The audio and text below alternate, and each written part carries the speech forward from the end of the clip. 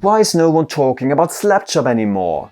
In this video, I'm painting the new Clanrats from Skaventide, but I'm challenging myself to use colors from all 5 major contrast style paint ranges to finally determine who makes the best paint for Slapchop. Plus, I'll be sharing some of my best tips and hacks to help you take your one-coat paint game to the next level. The new Skaven models are perfect for Slapchop style painting due to their high level of detail and many organic features like fur, skin and tattered clothing. But with so many contrast style paints these days, you might wonder which brand is worth your hard-earned money. I'll tell you in this video, but before I get to testing, I'd like to share a few tips for the perfect Slapchop base coat.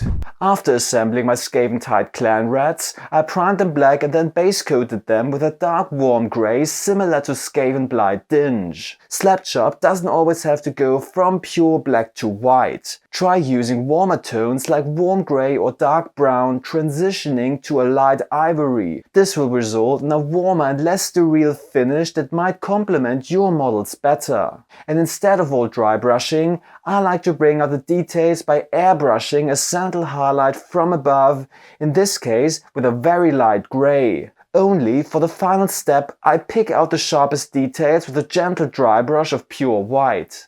This gives a much smoother gradient because the more you dry brush, the more texture you'll create. And if you're thinking, oh, I don't have an airbrush, it's too expensive, then check out Amazon. Nowadays there are very affordable kits with gun and compressor in one device for about $50. While I wouldn't recommend these for detail work, they are perfect for priming and zenithal base coating. You can find a link to a model I can recommend in the description below. But enough talking, let's get to painting some Clanrats. As per the challenge, I'll be using paints from all 5 one-coat paint brands, and Speedpaint from the Army Painter is first. I wanted to start with painting the bear's skin. After comparing all available skin tones using my one-coat paint sheet, which you can find on my Patreon, I picked a few and experimented with them on my test models. Ultimately, I decided on Crusader skin from the Army Painter's Speedpaints 2.0 range. I noticed that many Speedpaint colors are relatively thin, meaning they have low viscosity. This prevents them from pooling easily on smoother surfaces, which is great, but I sometimes find them a bit difficult to control because they might flow where you don't want them to. This also meant that for Crusader skin, I had to apply 2 layers to achieve the desired intensity, also due to its thinness. For the fur, I chose Gravelord Grey. The result after 1 layer was a perfect medium grey, but since I wanted a really dark grey tone, I had to apply multiple layers here as well. However, even on the smooth arm muscles, the Speedpaint didn't leave any noticeable streaks or pools even after multiple coats. Overall, Speedpaint pairs well with Slapchop, although I had to apply multiple layers for the skin and fur, which arguably contradicts the one-coat paint principle.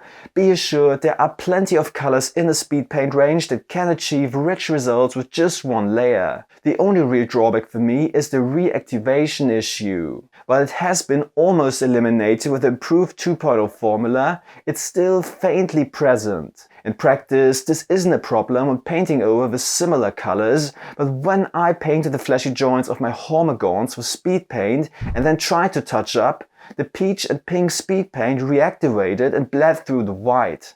Let's move to the clothing. Here I decided to use a dark petrol. There aren't that many petrol colors among the various one-coat brands, and after consulting my color swatch and several experiments, I decided on green sharkskin dip from Green Stuff World. I have extensively tested the dipping inks on my channel and gave them quite a high rating. In retrospect, I might have been a bit swayed by the low price, as dipping inks are available in extra large 60ml bottles for a great price. Don't get me wrong, they are by no means bad, but after more experience with them, I find them somewhat inconsistent. Some colors, like the reds, are weakly pigmented, while other colors are quite opaque. And I feel the palette, with its 36 colors, has some interesting and unique colors, but is not well balanced, missing some key colors. I made a free paint swatch for the dipping inks range so you can see what I mean. And give this video a like and subscribe to my channel if you want to see me making more paint swatches.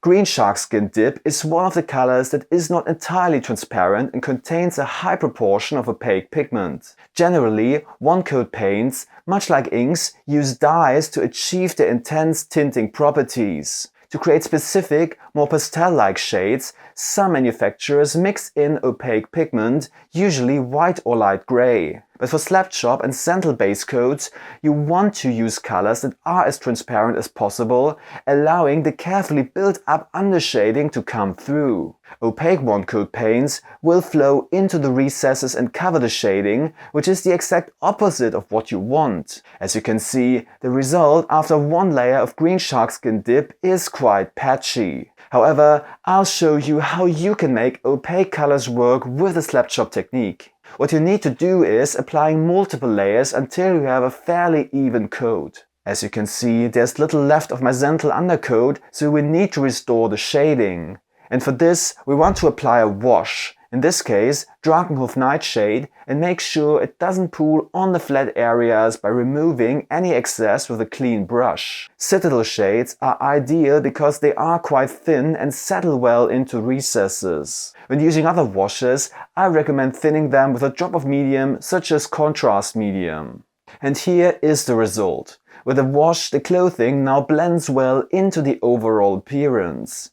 Yes, it involves a few extra steps, but I think this is the best way to make opaque one-coat paints compatible with Slapchop. And you can even turn it to your advantage. Using opaque paints on smooth areas can create a more even finish, like with the clothing of this Clanrat. This also works very well for smooth armor plates. To add more variation to the clothing, I wanted to introduce a lighter tone. After consulting my comparison sheet, I chose Briar Queen Chill from the Contrast range. This is also a pastel shade with a high amount of opaque pigment, so I used the same process as with the Green Stuff World dip and applied several layers of Briar Queen Chill and then restored the shading using a wash. Since there are no petrol colored washes available, I made my own by diluting Starship Steel from Vallejo's Xpress Color range with Contrast Medium. I also tried Citadel Griff Charger Grey, which has an identical shade, but found that Starship Steel dried a bit more evenly. You can find some particularly rich colors in the Contrast range, so for the Warpstone pendants I used pure Corundrous Green. I simply applied a generous layer, and thanks to the Zental Slapchop undercoat, you create volume with light and shadow automatically. This is Slapchop how it's meant to be. I still enjoy using the OG contrast paints, even though they are comparatively expensive, and the flip-top pots with their large openings are not ideal because the paint dries out and thickens faster. Also, some contrast paints can dry a bit glossy, and the range has certain colors with a high proportion of opaque pigment, which you can tell when white pigment settles at the bottom of the pots over time. Unfortunately, like most other manufacturers, Games Workshop doesn't really indicate which colors are opaque and which aren't, so to help you identify the more opaque one-coat paints, I added markings on my comparison chart, which covers all the colors from all the brands in this video and is available on my Patreon. Despite these issues, the contrast range stands out for me thanks to its intense and saturated hues, and the 61 paints cover a good range of colors. Next, let's take a look at the Vallejo Xpress Color range. As I've mentioned, I've used Starship Steel diluted as a wash to shade the light blue fabric, but I wanted to paint some more detail to Vallejo's one-coat paint. For the leather belts and pouches, I thought of a warm brown with a hint of red. After consulting my chart for options and trying out various shades, I settled on Mahogany from the Xpress Color range. What makes Xpress Color special is that it is divided into regular colors and more heavily pigmented intense colors. The intense colors are strongly pigmented and quite opaque, while the regular Xpress colors are often a bit less pigmented than other brands. So for many of their colors you might need to apply 2 layers to achieve a similar depth as 1 layer of contrast or speed paint. However, the fact that Xpress colors tend to be a bit more transparent is not a bad thing for Slapchop, as it allows the Zental undershading to show through better. One layer of mahogany was completely sufficient for the leather bits. Additionally,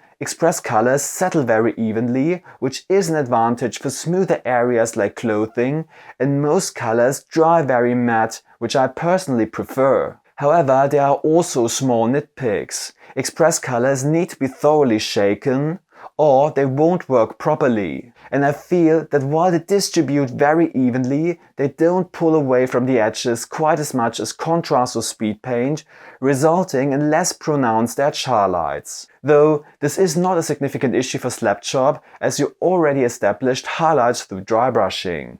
Last but not least, we come to a one-coat paint range that hardly anyone talks about anymore. The instant colors from scale 75. No wonder, because most of the 48 colors are either very pastel, weakly pigmented, quite opaque, or all three combined. As a result, they feel very different from the other brands and aren't really suited for quick results, as you often have to apply multiple layers. The pastel, muted tones make instant colors unique though. You can check my free instant color swatch to see what I mean. For the wooden pieces, I wanted a light graying tone to contrast with the dark fur. Dead Flash was ideal for this. However, I only applied it to the lighter areas and left the dark areas dark. Like most instant colors, Dead Flash has a high proportion of opaque pigment, and the light brown would negate the shading if I would let it flow into the black areas. So don't write off the instant color range straight away, especially if you plan to use the paints for glazing or manual shading. However, for the reasons mentioned, I wouldn't exactly recommend them for traditional Slapchop painting. So now I've tested all 5 one-coat paint brands available at the time of the video. Before I reveal my conclusion, I would like to briefly touch on metallics. So far, Speedpaint is the only brand that offers one-coat style metallic paints. This is because one-coat paints are based on transparent dyes, whereas metallic paints need to contain aluminium or mica particles, and combining both shouldn't work in theory. The army painter gave it a try anyways, and I experimented with the silver and copper Speedpaints. Broadsword silver worked quite well, but it was too bluish for my Skaven scheme. Polished silver's tone was more of what I had in mind, but the shading effect wasn't strong enough. The copper tones also didn't quite meet my expectations, so I ended up painting the metal details with traditional metallic paints and shading them with a wash. However, I know quite a few people like the metallic speed paints, so please share your advice in the comments below. And this is how my Clanrat looks after completing my challenge. To get the models battle ready for the table, I think this is quite decent already. You just might want to pick out the eyes and teeth. But before I tell you which one-coat paint range performed the best for me, I couldn't resist spending some more time on the models by adding extra highlights and weathering. If you want to follow exactly how I painted these Clanrats, just check the video description and comment section below, where I've linked a free step-by-step tutorial and all of my paint swatches. So to come back to the question from the beginning, which brand is the best for Slapchop? I would exclude Instant Color and Dipping Inks for the reasons mentioned earlier. They have the uses, but they can't match the user-friendliness of the other brands and are better left for more advanced and experimental painters. This leaves us with Contrast, Speedpaint and Xpress Color. Contrast has vibrant and rich colors, though not all the paints behave the same, and there is a learning curve of finding out which colors are fully transparent and which aren't. The Army Painter Speedpaint has the widest selection of colors and fantastic paint and starter sets. Consistency in behavior is more uniform, though there are also a few colors containing a high proportion of opaque pigment, such as the pastel shades. The still present, albeit minimal reactivation can also be an issue in certain situations, as I pointed out earlier. Therefore, for me, Vallejo's Xpress colors have the slight edge. The perceived weakness that most colors are not as strongly pigmented turns into an advantage in Slapchop painting, as more of the undershading can shine through. Additionally, the colors are affordable and dry with a pleasingly matte finish. All 3 of these paint ranges are well suited for Slapchop, and a lot of it comes down to personal preference. And remember, this video covers the needs of Slapchop style painting only, so to find out which contrast style paint brand I think is the best overall, you have to watch this video on the right, where I rank all the one-coat paint brands in a tier list. Happy hobbying!